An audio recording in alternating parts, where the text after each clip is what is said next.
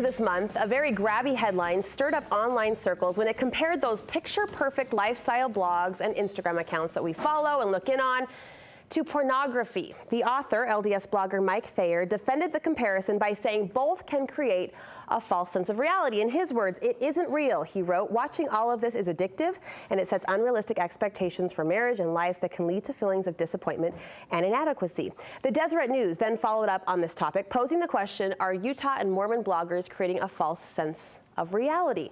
With that question on the table, we've circled up 3 online influencers to steer us towards some solutions today. I'm joined by smart, good, grounded women, Kelly Jensen, Brooke Romney, and friend of the show, Lauren Oviatt. Thank you all for being here. Thanks. Now, certainly that headline I would describe as sensational. I know a lot of women agreed with the points in the article. I also know a lot of women who were very uncomfortable with the comparison, but our goal today is maybe not to pool in that discussion point, but rather move forward, because I think we do all know someone who at one point or the other has their self-esteem's taken a hit, right, by what they see on social media. So to start out on an honest note, I'll just ask you, have any of you ever been taking that self-esteem hit based on what you're seeing and taking in online? Always. Brooke? Yeah? I mean, I find that some days I'm game for it and I can scroll and I can explore, and other days I kind of feel like, not for me today. Like I'm not in the place where I want to explore and I want to let all of that in. So you self-censor. Be careful about what we let in. Yeah.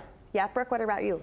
Yeah, I mean, I have followed people in the past that I've chosen not to follow anymore, not because they're not wonderful, interesting, dynamic people, but because I just don't have their same reality. And so for me to watch all the things they're doing and places they're going sometimes makes me feel like my life is a little boring, you know? Sure, sure. Would you call this a real problem, Kelly? Do you think that's affecting women?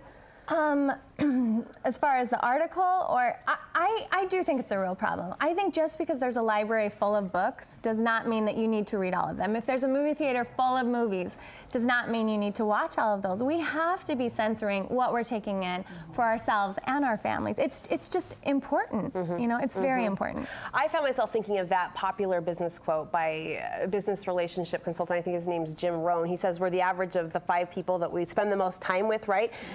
And often, I mean, that's applied to our real face-to-face relationships, but I start to think, does that apply to our online relationships too? Do you think we're more influenced than we realize by the people we invite in and the topics we take in?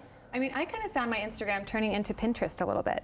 And I started thinking, like, is this really what I want? Or do I want to be connecting with people that are my friends or my family? How do I want to fill my feed?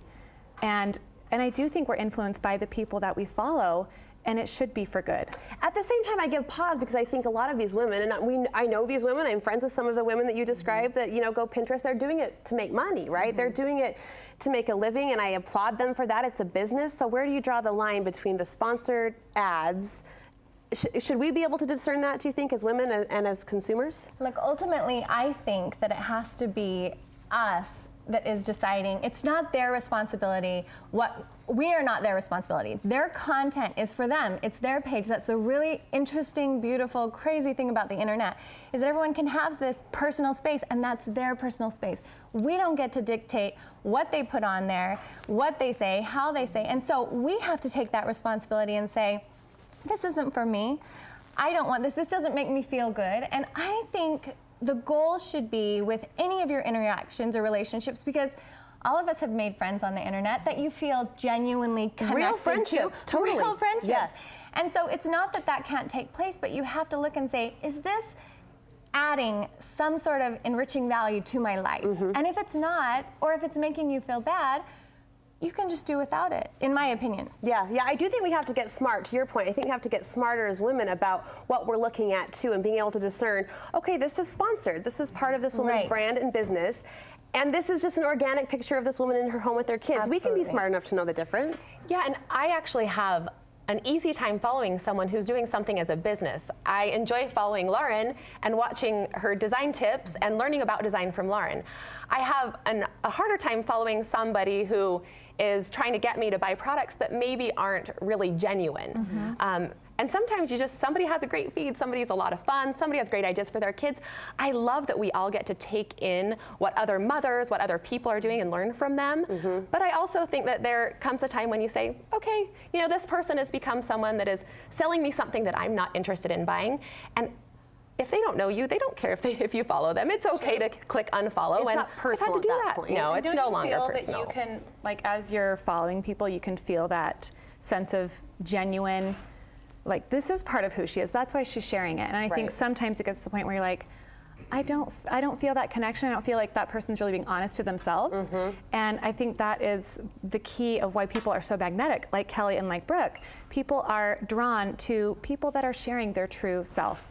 And there's nothing that sort of compares to that sort of a feed. I totally agree with that, and I've said this for years, hosting this show for now 11 years. At the TV screen, all it does is enhance authentic emotion and reaction. If someone seems nice on TV, they usually are, you know, and hopefully more so in person. If someone seems catty on TV, they usually are, and unfortunately more so in person. And I think that applies to Instagram and Facebook. You can pick up on that genuine, authentic energy. I think so, and if it's not valuable to you, in some way, I mean, everybody has an uncle or an aunt or something that you're going to follow, and you're just gonna, this is who they are, and I take them for all their good and their bad, and we love you, and we're gonna, but you know, in general, if you don't know someone and you don't know their heart, and it's not giving you a good, warm, fuzzy feeling or inspiring you and your design or your family or your activity, we don't need to feel obligated to follow that person. I think it's a good place to push pause. When we come back, I do want to ask each of you your personal criteria for who you choose to invite in, who you allow to influence you. So we'll pick up with that part 2 of our talk on the other side of the break. Stay with us.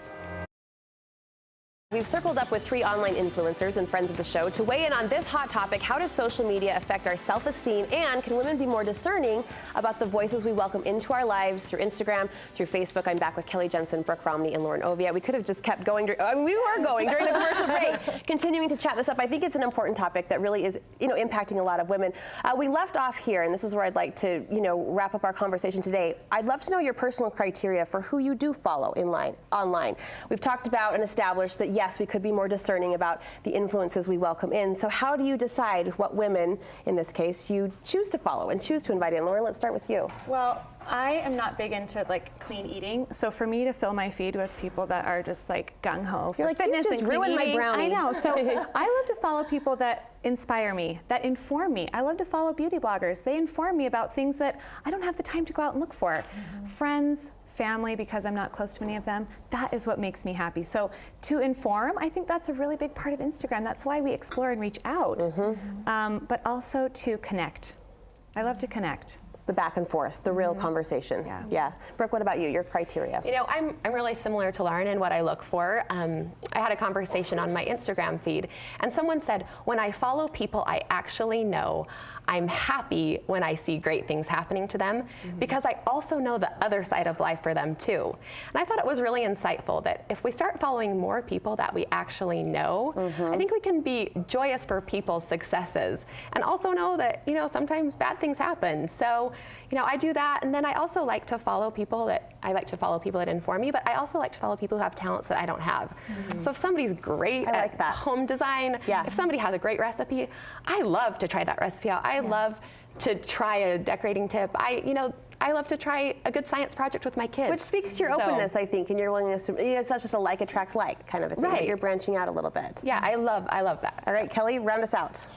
I feel like it's very similar. I mean, family and friends, but also I really feel like I want the connection, but also I want the push. I want to think differently. I want to be challenged a little bit. I want to have different ideas and opinions, and I want to follow people who are doing things with their family that I hope to do with my family, travelers or people who are doing the little small things and celebrating that. I have this girlfriend, and she is constantly saying, I love being a mom. Like, I look at my daughter, she's so cute. And it reminds me of just this life that I have right now, and this moment that I have. And I'm trying to follow people, not just that I know, but that are also lifting me and pushing me. Elevating. And pulling, elevating me. That's a perfect word. You guys, thank you so much. This was enriching. And I think that's a good conversation for every woman to ask themselves, what's my criteria? And it will help you hopefully invite in those positive influences, which you all are to me. So thank you for being here. Thank you. We appreciate it.